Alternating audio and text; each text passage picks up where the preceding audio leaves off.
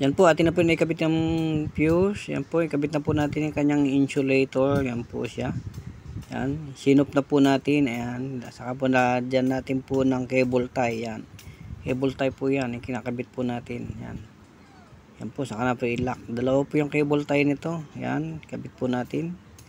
Ito po siya.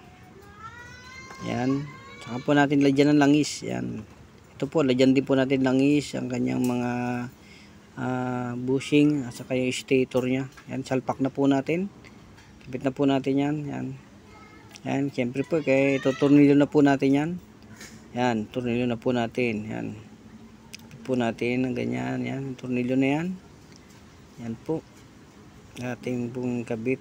Yan, yan, okay na po. Yan, nakabit na po natin itong swing yan sa ilalim. I-assemble po natin. Yan po, ating po testingin po yan. Yan, higpitan po natin yung mga tornilyo nya. Yan, higpitan po natin na sigurado. Tuktukin po natin ito. Pupukpukin po natin para lumuwag. Yan, lumuwag po siya. Ito na po yan. Yan, kabit na po natin itong selector switch nya. Yan, kabit po natin yan. Yan, ito na po siya. Yan.